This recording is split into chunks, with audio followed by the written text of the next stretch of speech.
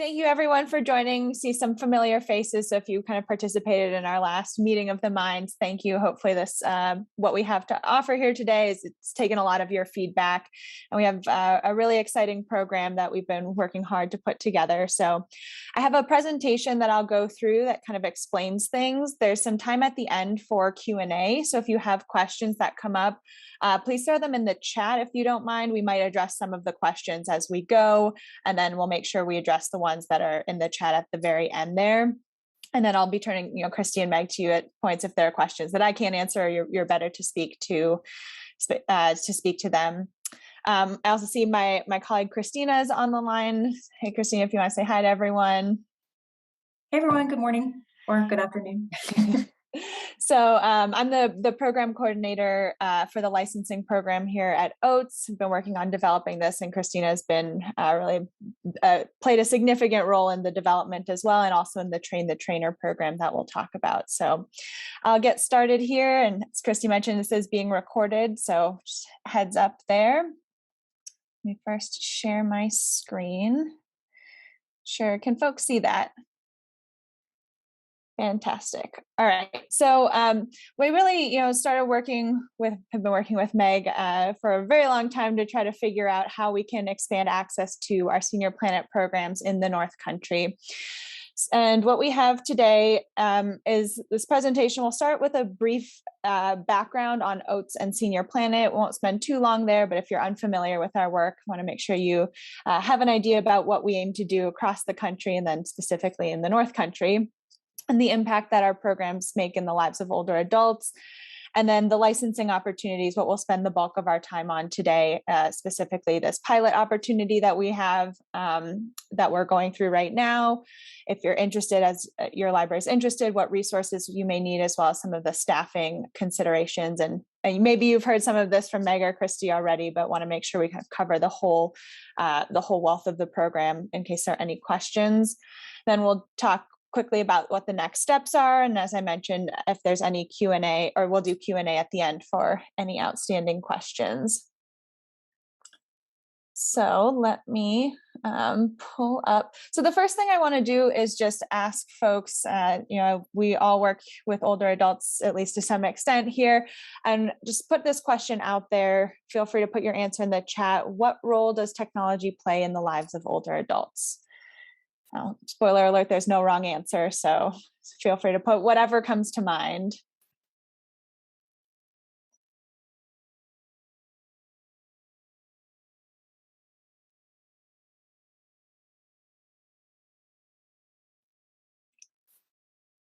Seeing family safely, definitely.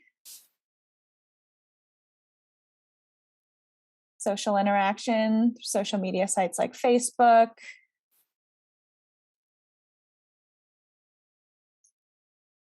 Navigating Zoom and social media. Jobs, definitely, either staying relevant in the workforce or getting back into the workforce.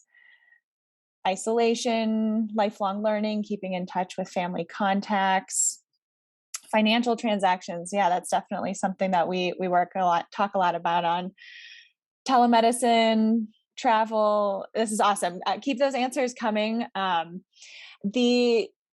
And all of those answers really speak to how we at OATS approach the work that we do, right? We see technology as a tool that older adults can use to achieve whatever they want in their lives. All of the things that you've listed here, some things that maybe we haven't even thought of. We really see technology as that, in some cases, that missing piece that can allow older adults to, take whatever action they want. They have a whole lifetime of experience, and they know what their own priorities are. So we really don't see technology as something prescriptive at OATS. We don't come into our classes saying, this is what you should be doing, or this is what you need to be doing. We try to take more of a macro lens, take a step back and ask questions, technology aside, what would you like to change about your life right now? Is it saving more money? Is it being able to connect better with your friends and family? And then how can we provide technology education to help you achieve those goals? So OATS has been around for almost 18 years now, founded in 2004. We started in New York City, and then in 2015 expanded into the North Country with our location in Plattsburgh. And so we are older adults technology services. You may have heard OATS versus Senior Planet can get very confusing.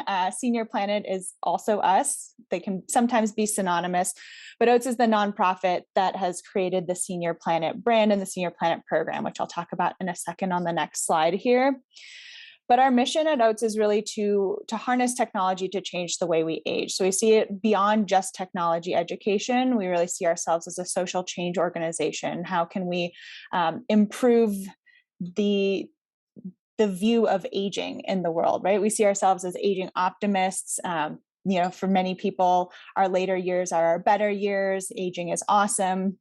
We're not, blind to the fact that there are certain realities that come, especially with bodies as we age, but we really see aging as like a really fantastic thing that we're privileged to be able to do. And so how can we as an organization really put that into the world? And a big way we do that is through our Senior Planet program. You've heard of our work before. You may notice our logo's changed a bit in the last year. We recently, about a year ago, became an affiliate of AARP. So that's a kind of new, exciting update from us that happened somewhat recently.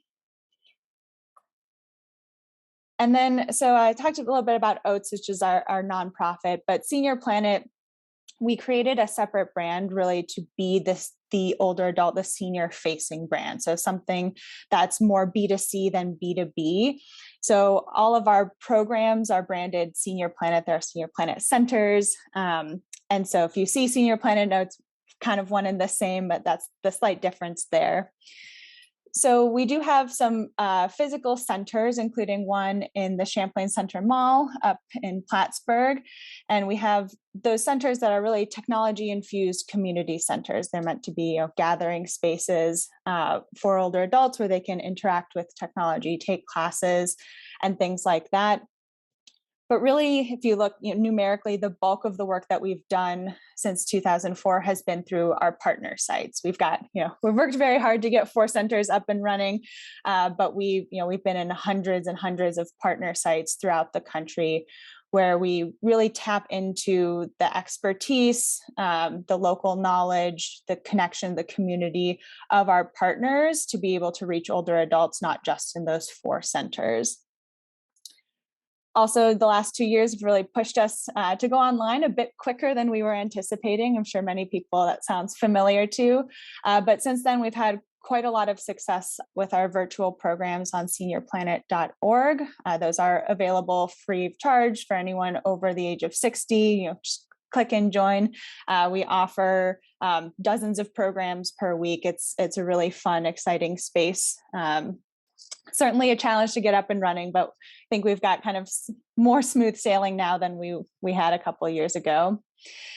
And then the big bulk of where we're putting our effort looking forward is through this licensing program that we're going to talk about today.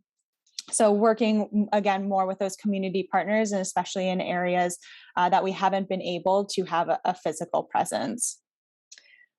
Our motto for Senior Planet is aging with attitude. It's somewhat meant to be a little bit ambiguous. So, what does that really mean? Because it means something different to each participant. But we think that it evokes that spirit of lifelong learning, curiosity, community creation within that Senior Planet, within those Senior Planet programs. And our training model has really been designed with and for older adults. So you can get asked, can you use the curriculum with someone who's younger than 60? The curriculum is really built to draw on the lifelong experiences of someone who has lived a full life. So the curriculum is designed for those who are 60 plus. It starts with focus groups, asking participants, what do you want to learn? How do you want to learn it? And it utilizes older adult, learning and teaching techniques built right into that curriculum so that it can really be focused for those who are 60 plus. We focus on mainstream devices and applications. You may have seen, out there sometimes there are devices that are, like senior pads or something like that, where they tend to have more limited capability. The work that we do focuses on things that can be that most people have or would have access to anywhere they go. We don't believe that older adults need a special device in order to be able to access the internet or access any of the online resources. So all of our curriculum focuses on those mainstream devices and applications. And as I mentioned earlier, we've really emphasized partnerships throughout the entirety of our work. We would not be where we are today without our partners, and are really looking towards partnerships as the best way for us to grow in the future. So our work focuses, we kind of try to break our curriculum into these 5 different impact areas. All of our curriculum is within one or more of these areas, and then we've kind of identified a way to organize the programs that we have. So the first one here, health and wellness, someone mentioned it earlier. For example, telemedicine or online health resources are programs that we offer in that health and wellness category. Social engagement, Zoom, social media, those kinds of programming. Creative expressions, got a class, for example, on managing your Google Photos. Right? If you take a bunch of photos, how can you use something like Google Photos to share those, to edit them, to just make sure you still have them going forward? I've certainly lost plenty of photos online in my day.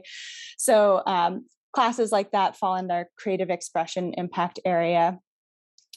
Financial security, someone also mentioned earlier, online banking, or I even saw password safekeeping, keeping your information safe, staying safe online, that falls within our financial security impact area.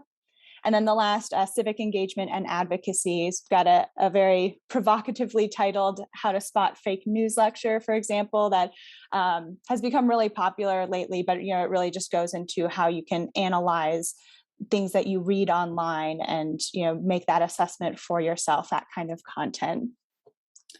So we have all of these programs in our impact areas. They're all supported by kind of an underlying or invisible impact area that we call our foundational programs. So those are programs that can have someone who is really uncomfortable with a device, hasn't used the internet, doesn't have an email, and take them from that point to being able to send and receive emails, add attachments, search for their benefits online, share things with friends and family, join Zoom. So we have a suite of those foundational programs as well that are included within the license that we'll talk about in a moment. But before we jump into that, I want to give just 2 minutes to share talk about the impact areas, but really the impact is actually hearing from the people who have taken the programs themselves. I'm going to share just a quick 2-minute video with some of our participants who has shared what Senior Planet programs have meant to them a year ago. So reflects our you'll see everyone's filmed virtually, but I think it does a nice job of sharing that. Oh, sure.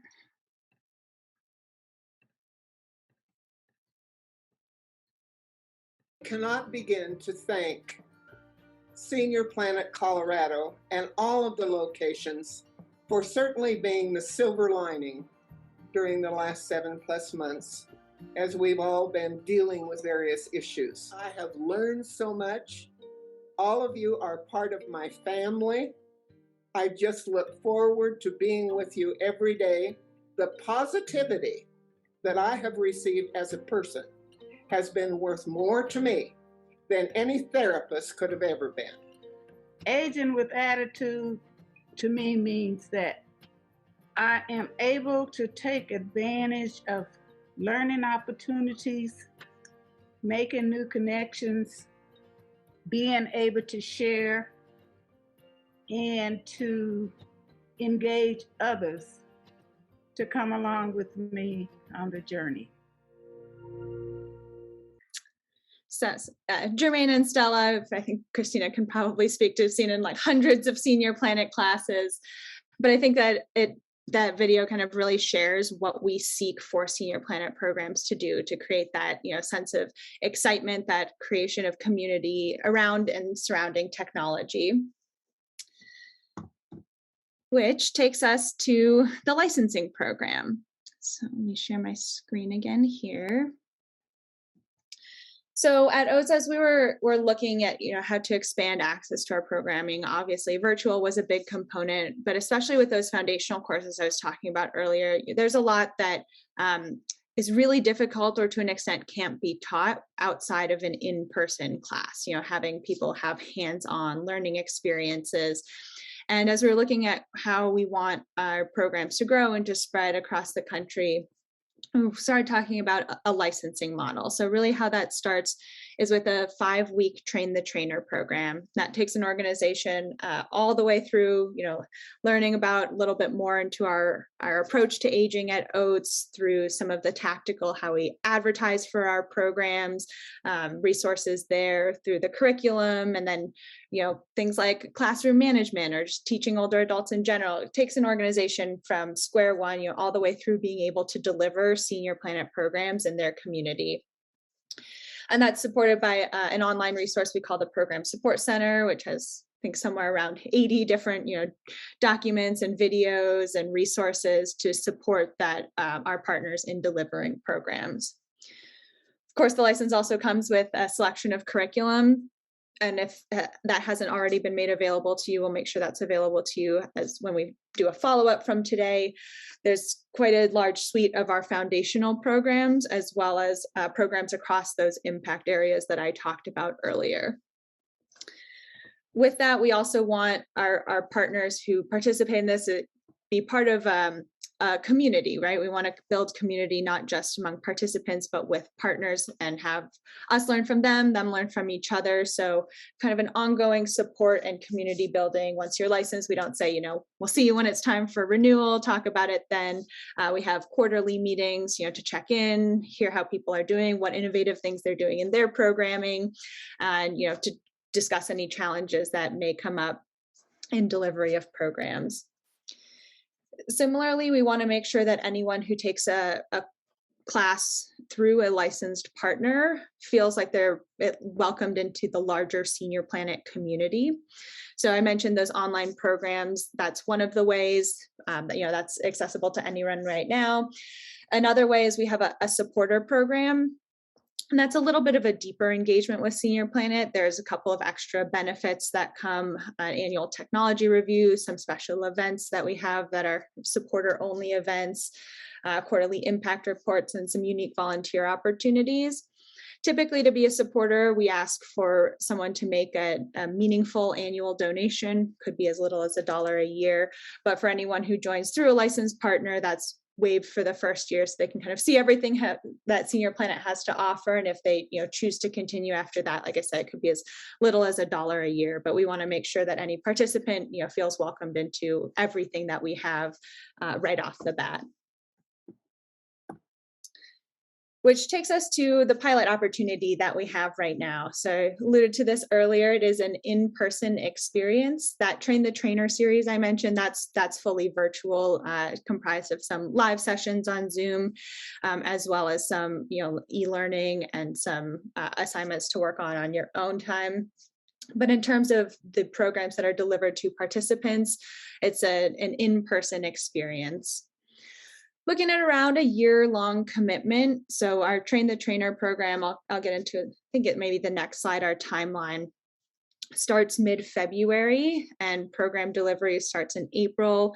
Looking to have any libraries who participate through our partnership with the Northern New York Library Network, gotta get used to saying that quickly, have them deliver programs through December. But really, we are looking for this. I mentioned it's a pilot. We're really hoping that this partnership will continue to grow. So we're going to take whatever learnings we have from this initial partnership and hopefully be able to kind of project that beyond that initial year, so we can continue enabling and supporting you all to deliver Senior Planet programs at your libraries. We are focusing on the North Country. That's, it's a really big region. We've had a small presence there since 2015, but we're really looking to expand that. So it's been an interest. I mentioned we've been chatting with the library network for quite a while about how we can get more programming in the area, especially given that it's highly rural, can be really difficult to drive or get someone to a program, even though it may quote unquote be close. So that's one of the reasons that we see this as a great way to utilize, a place where people already know, already familiar with, used to coming, like the libraries. We really see this as a great opportunity for expansion. And because this is a pilot, there's no charge, no licensing fee that's coming to any of the libraries who participate.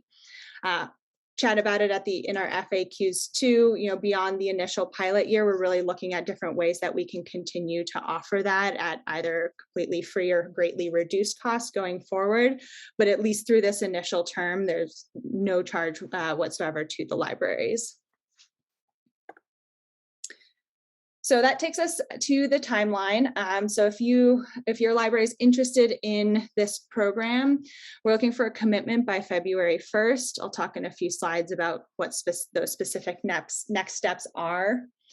That 5-week Train the Trainer program starts in February 14th, runs for 5 weeks there. Then we build in, even just for our own OATS staff, a couple week buffer zone before you can start delivering programs. We found that to be very helpful, especially in advertising, especially getting programs off the ground for the first time.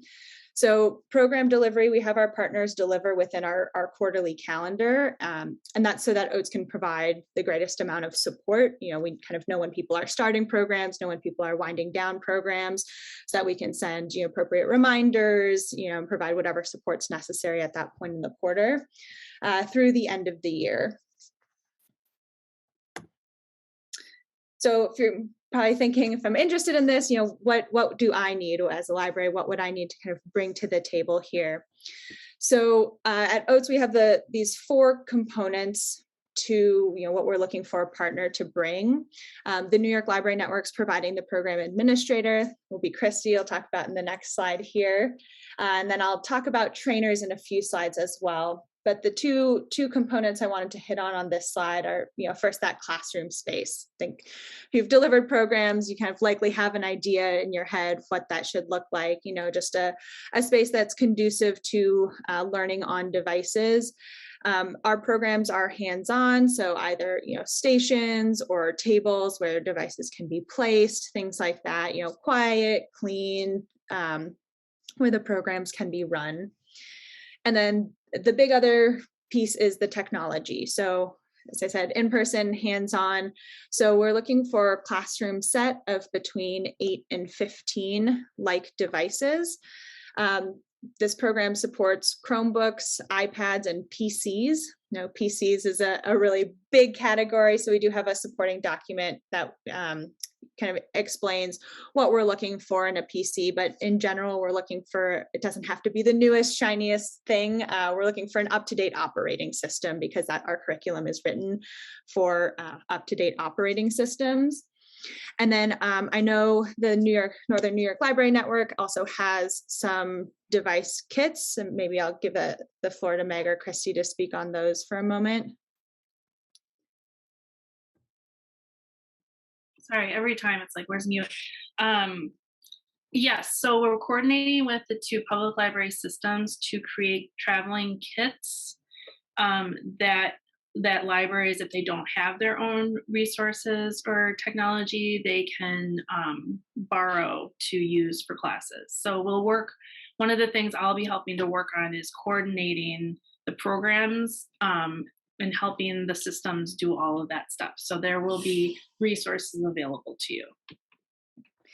Thanks, Christy. Yeah, so if you're like, oh no, this all sounds great, but I don't have devices, you are trying to solve for that there, doesn't exclude you from being able to participate in this program. The other piece that we've put under the category of technology is internet connection. So internet speed that's capable of supporting, 14 participants and a trainer running Google search at the same time. So we have a supporting document that we can share. I believe it's also on the website. Well, we'll double check that to one, be able to check your internet speed. We have a little tool that you can use there and just make sure it's fast enough to support those programs so people don't get frustrated, waiting those pinwheels or whatever going there. And then so the personnel for the programs, we've got trainers and program leads. Actually, I should have put program leads in that bubble as well.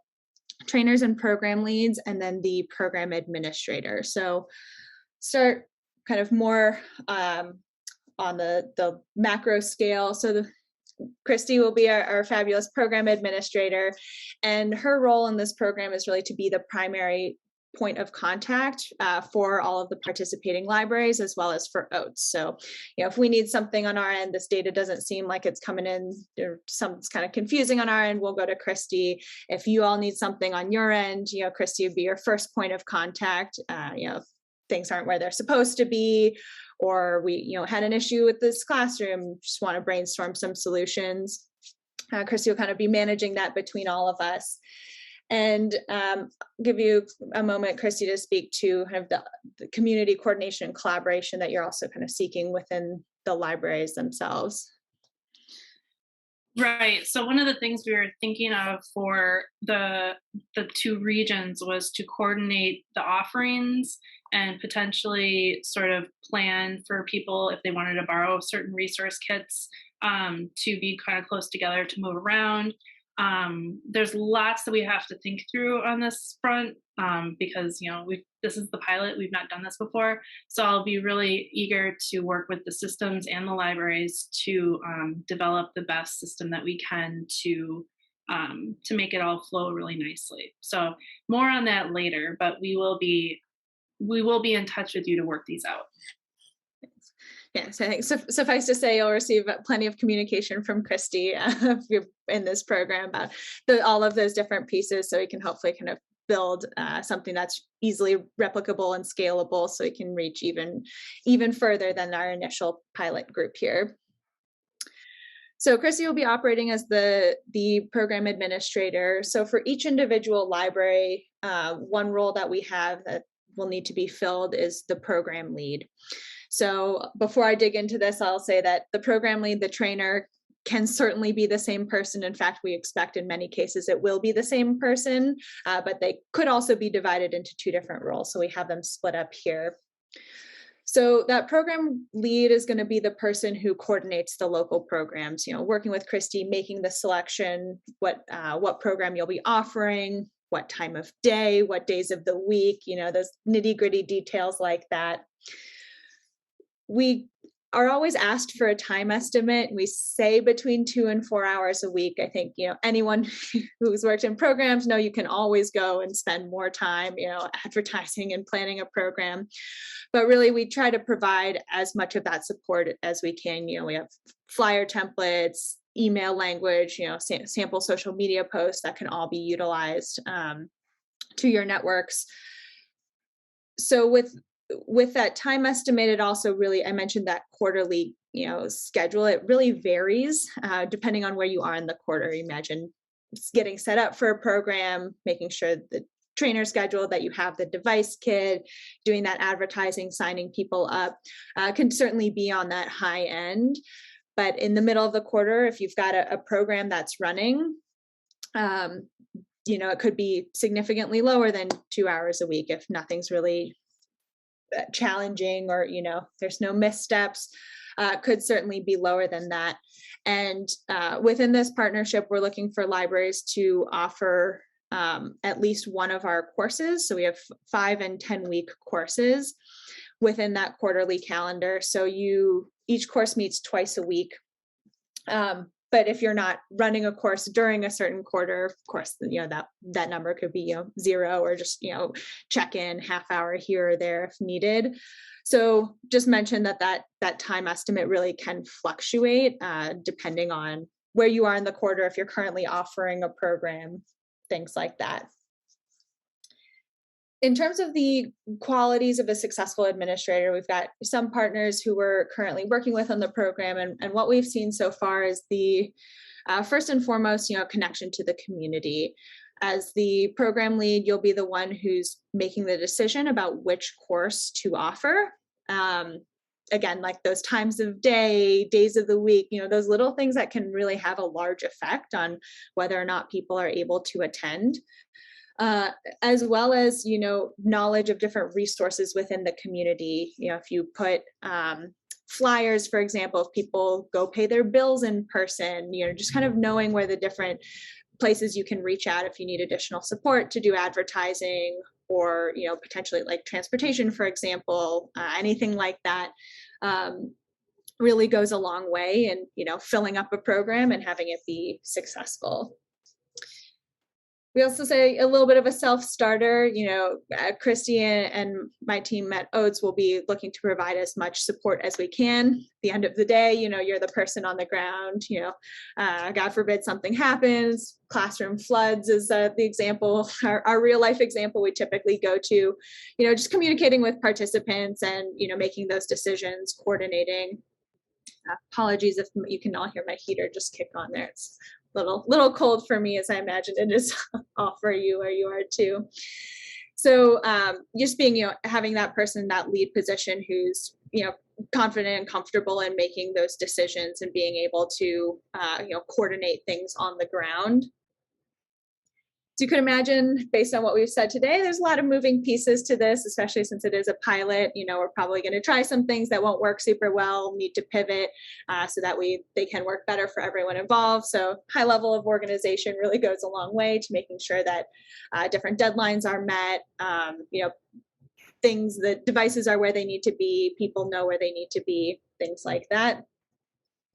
And then, of course, the available capacity, right? So someone could be the perfect person to fill this role, but if they really don't have any time that they have available to dedicate to it, it's not going to make for a successful program. And we do ask that the program leads attend the Train the Trainer series. So all those who attend the Train the Trainer series in its entirety will be also authorized as trainers. So if you have a different trainer and program lead, whoever is the program lead could fill in, if someone is sick, or, something happens with childcare, they have to miss a class, they could fill in, teach one of those classes. And then the Train the Trainer series also goes through kind of all of those different administrative items that we talk about, different ways to advertise. We set, for example, throw graduation celebrations at the end of every course to create that community, celebrate achievement. So things like that will all be talked about during that Train the Trainer series. So next, the next role, as I said, very well could be the same person as that program lead, but the trainer. So this is the person who's actually delivering the programs to the participants. They're the face of Senior Planet. They're the face of the program. Like in all of our partnerships with libraries so far, people who deliver programs in libraries really fit the mold of what we're looking for in a trainer quite excellently. Similarly, with the time commitment, we'll say around 5, could be more hours a week. If you're looking at running a course, that course meets twice a week for 75 minutes. There's going to be some prep time, some little bit of administrative time in there. We also sometimes put travel time in there if it's someone who's already at the library. That may not be a factor, but if you have, for example, a volunteer who's filling this role, traveling back and forth, looking at around 5 hours a week. And then in terms of the qualities that for a successful trainer that we really see, the biggest, first and foremost is that ability to create a warm and welcoming learning environment. I don't have to explain to this group of people the hesitation someone could come into signing up for one of these classes, and really that first face they're going to see, that first interaction they're going to have is really going to make or break how they feel about the class, their interest in continuing. Again, don't think I need to spend super long on that. I think y'all kind of know what I'm talking about there, but that's really, when we look at our successful trainers, that's the first quality that we see, them having in bucket loads. Also look for people who have genuine excitement to work with seniors, to work with older adults. I talked a little bit about the beginning, our approach to aging at OATS, and we're looking for people who have a similar mindset, people who really believe that older adults can learn this technology, that they have, the ability to make those decisions for themselves, and that this can really be an exciting tool for them to grow and expand their lives, the resources that they have access to. So people who genuinely enjoy that and believe that is really important. We often get questions, how much of a tech expert, how much technology do I need to know to be able to teach Senior Planet classes? The good news is not a ton. We're really looking for people who have proficiency in common devices and applications. Someone who's comfortable navigating a computer, navigating the internet, a tablet. We don't want trainers who are trying to learn alongside the participants, the different tools, how to send emails, how to, sign up for Facebook, things like that. But then in terms of, being an IT expert, I mean, not to throw Christine under the bus, I think neither she nor I would classify ourselves as IT experts by any means. It's really more the ability to communicate that technical information clearly to participants. Our curriculum does a really fantastic job of providing a ton of, support for the trainers. There's additional, links, the step-by-step course books that participants will use is really what guides the class. So what we look for from the trainers to take what we have on the page, make it, come alive, use local knowledge and knowledge of the community to be able to make it as relevant to the community, to that class as possible. And to be able to take people through step by step, whatever the learning objective is. So I often give the example, I've taught our drones program before, and going into it, I knew absolutely nothing about drones, but the curriculum really gave me enough background information, provided with my own comfort, doing a little bit of research on my own, poking around, what questions I have, and how would I answer those questions if someone asked me that. That's really kind of the level of technical proficiency that's needed. Certainly, if you have any IT experts who are interested in being trainers, they can make fantastic trainers, as long as they have that ability to communicate the information.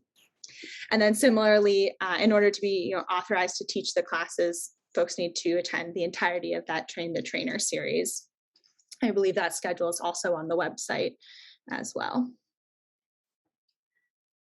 So this slide just kind of quickly highlights some quotes we've taken from participants recently that really underscores that at the end of the day, the trainers are, what's going to make or break that experience. It's really fun to read feedback about our trainers. It's a lot of feel good moments, but really thinking through who that trainer is going to be. And like I said, the library staff that we've worked with and our partnerships so far have really been, fantastic people to serve as trainers. They know their stuff, so it's a fun partnership for us. So that takes us to the next steps before we get into the FAQs. So like I mentioned, February 1st is that deadline. So for libraries, that step would be to identify whoever that program lead and trainer is. If that's the same person, like I said, that's totally fine. And then those program leads and trainers. So the first thing we do is just that we ask that you watch 20 minutes of a Senior Planet session. If you've seen a Senior Planet session already, you don't need to do that. We just want to make sure that anyone who's committing to the program has an idea of what they're getting into, kind of what that end product looks like. We have a couple of recordings we'll share after this session. They're taken from our virtual programs, but they still do a really good job to give you an idea of the type of interactions you might have with participants, what the curriculum looks like, the flow of the class, things like that. And then to officially join the cohort. So we have a commitment form that will serve both as the way for libraries to commit their library to the program, as well as for those program leads and trainers to commit as well. So we'll share that form after. We'll just make sure we get the recording from this into the form and then share it out with everyone. And again, we have the commitment form not just to be able to identify which libraries we're going to be working with, but then also to spell out especially for the trainers, what the expectations are of the program. So again, people have full knowledge of what they're getting themselves into before they formally commit. So we will share that out after. And if you have any questions about it, feel free to reach out to Christy. And Christy, if there's anything that you need from me, please let me know. I've just done a ton of talking right there. Thank you. Thank you all for being with me. The next slide I have are some FAQs. I'm going to also encourage anyone who has additional questions to throw those into the chat. As those questions come through, I'll just start answering these, but if you want to interject, Christy, if you see one in the chat that we want to hit before any of these, feel free to let me know. So the first FAQ, are the programs free to seniors? Yes, is the short answer, and it's a requirement of the program. So we at OATS seek to make our programs as accessible and as equitable as possible. A big way that we do that is to ensure that any Senior Planet program is free to the older adult participant. Have mentioned a little bit briefly about the relationship between OATS, the Northern New York Library Network, and libraries and participants. So question comes up, what information is kind of being shared among those groups? So for this program, OATS is looking for participant information in order so that we can report on how many people are attending these programs and from where. In order to participate in the program, we only need a first name, a last name, and a zip code. So those are the requirements for us to know if someone is joining a licensed program through a partner. Also an option to share an email address if they want to participate in that supporters program. For example, I mentioned receive additional communication from OATS. They can share an email address, they can share a phone number, but we just need first name, last name, and zip code as the requirement. And then for our courses, we do also have course surveys. So again, there are questions, demographic information questions on there. We highly encourage people to answer as much as they're comfortable with. That certainly helps, especially as we're looking for additional financial support from outside organizations to fund the program going forward. But the first name, last name, and zip code is the only requirement to take. And then there's questions in the survey, how often do you use technology? What types of things do you do with it, so that we can look at our impact going forward or throughout the program. All of the information that is shared from our partners to us, is shared back to the partners. So if you're looking to report on your own programming, for example, you'll have access to that information as well. So it's not just one way there. Next, I touched on this a little bit earlier, that cost of the license post-pilot. As mentioned, we are in a pilot stage, but our goal at OATS is really to expand access to Senior Planet programs. So we're working on our end to seek funding opportunities that can underwrite the program for our licensed partners. And so it's kind of a stay tuned question on that, but we are, with those that participate in the pilot, we're also working to understand and be able to share with potential funders the budgetary constraints that I all know all too well, so that we can demonstrate the need for financial support to be able to continue running the programs. We're really only hoping and working for this program to expand. Those technology and classroom requirements I touched on earlier, just point you to the supporting documents that, can't remember, Christy, if we'll be sharing those on the website or an email, or maybe both. Yes, we have those as attachments, I believe, that you had shared initially, but we will also put them on the landing page. It's nice to have everything together. Perfect. So if you have questions on those, feel free to reach out to Christy. When we say classroom, it doesn't have to be a formal classroom. We're really looking for a presentation spot, so a place where the trainer can either a projector or screen or a TV, something where the trainer can demonstrate what they're doing for the participants so that they can follow along, and then those spaces for the participants to actually do the work or to follow along as well. And then that technology we mentioned, if you have technology or maybe it will or won't fit the program, take a look at that document, especially those internet speeds. And then there's also the other option of the traveling tech kits, if that's what your library would need to be able to implement programs. In terms of how trainers are staffed and how many are needed, I'll answer the second one first. At least one. Our expectation really is for most participating libraries to have one trainer. If that program lead is a different person and they also go through, and as is required, they'd go through the entirety of that Train the Trainer series, they would also be authorized to teach the classes.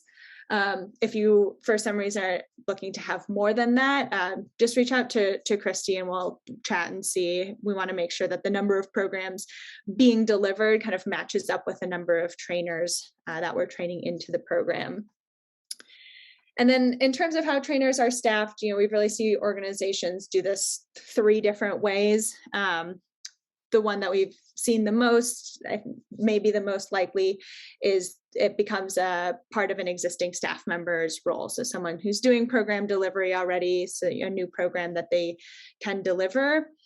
Another way is that we've seen be very successful is through volunteers. So, it's a significant commitment for a volunteer. One of the reasons we have that trainer for that commitment form to make sure they know exactly what they're volunteering for, what those expectations are. But we have had some very successful trainers as volunteer trainers currently delivering programs right now.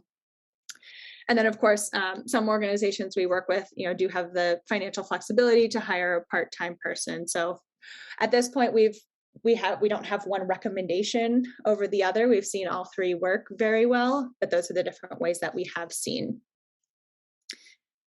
In terms of what curriculum is included, we'll be sharing in a follow-up email the list of programs that we intend to make available throughout the license. Through our current partnership, we're looking for libraries to be delivering either a 5 or a 10-week course, by committing to this program, committing to delivering one 5 or 10-week course. There are some additional programs in there. We have one-off lectures and one-off workshops. So those, the lectures are a little bit more introductory, kind of give you an overview of a topic or an application. They're highly engaging, lots of discussion, but those are not hands-on programs. And then workshops are hands-on programs, but so they're one session. So usually taking a participant through, signing up for an app or searching, one website together. They're a little bit more limited in scope. You're certainly welcome to deliver those programs as well. They can be kind of nice to, especially if people in the area are hesitant to sign up for a 5 or a 10-week course right off the bat, offering a couple lectures and workshops so they start to associate the name Senior Planet with like these types of programs. Oh, maybe I'm interested in taking more. That can be a really good recruitment mechanism. Like I said, in this partnership, we're looking for the libraries to deliver either a 5 or a 10-week course throughout that timeframe until December. And then as you're looking at that curriculum, there's 1 or 2 that require a little bit of additional training that would come later. I mentioned those quarterly meetings.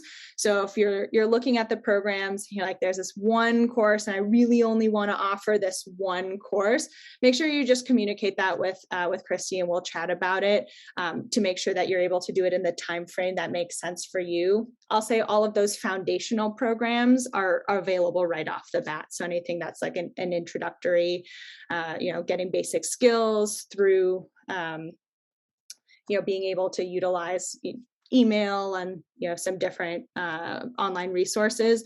Those are all available right off the bat, but we do have a couple of programs. They utilize a separate learning platform that, from our trainers' experience and what everyone has told me, it's really helpful to have delivered a different course first that doesn't utilize that before you introduce that complication in. It's a great resource, but like I said, it can be a little bit complicated. So if anything is a basics or essentials course you're looking at, those are available right away. If you're looking at one of the other ones as being the primary one you want to offer, just double check with us and we'll make sure that those be able to tell you when that will be available.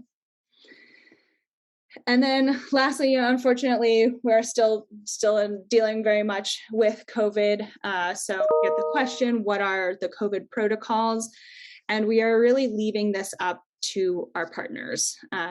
Things are really different depending on where you are in the country.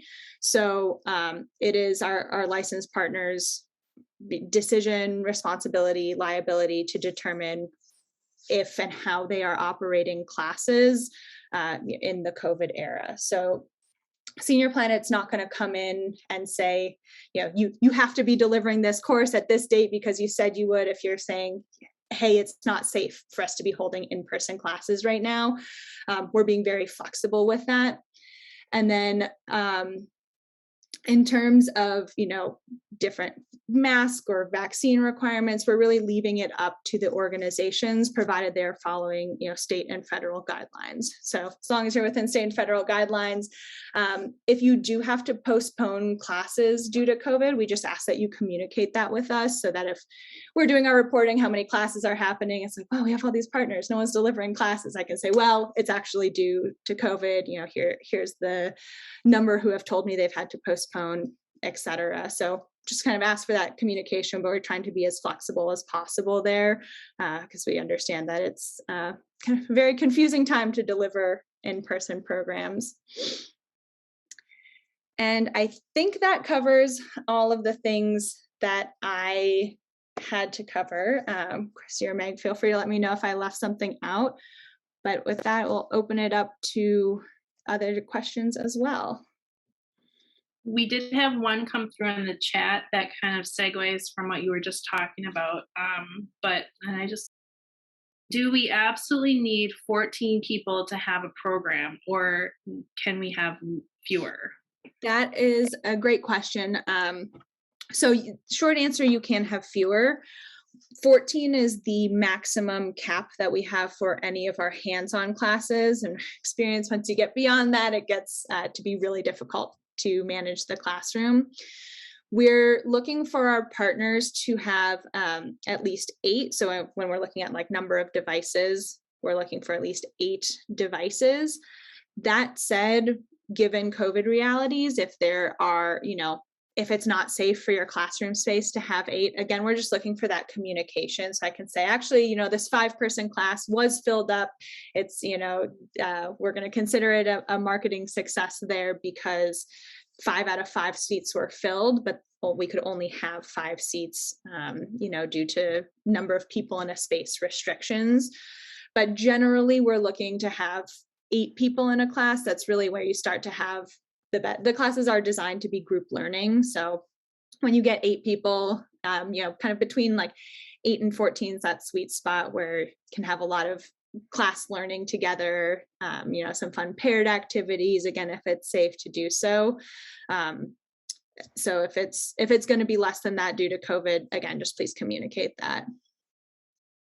Are classes with a mix of devices manageable, or is it easier to have everyone using the same type of device? You said like devices. Yeah. So short answer is we definitely want everyone on the same type of device. The curriculum is written for especially that foundational. So foundational programs, you'll see we have iPad basics and Chromebook basics. So you want everyone to be on that same device so they can go through step by step with the trainer and learn and practice.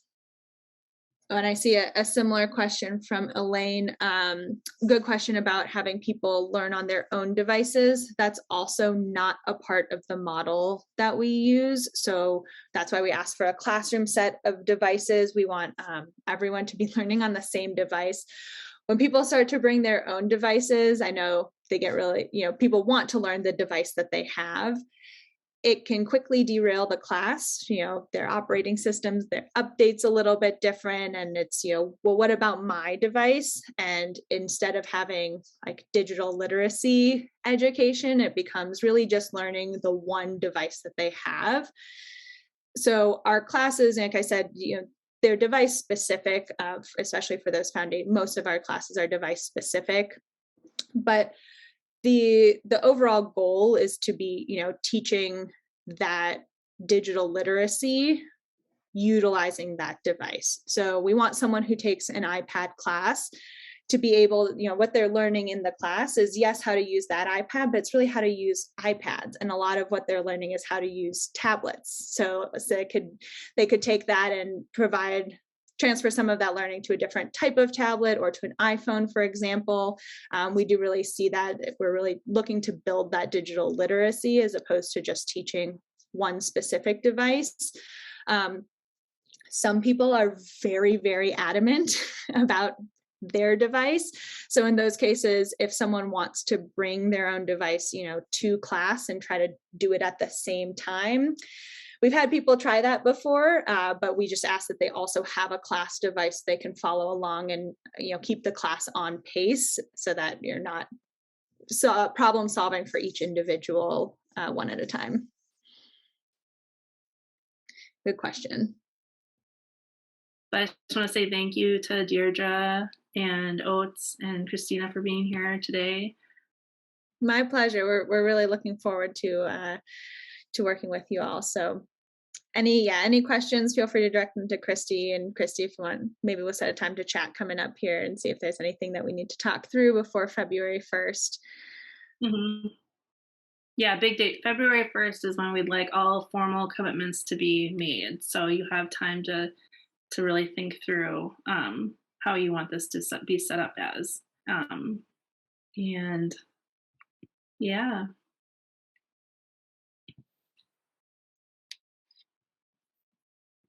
I guess that's it.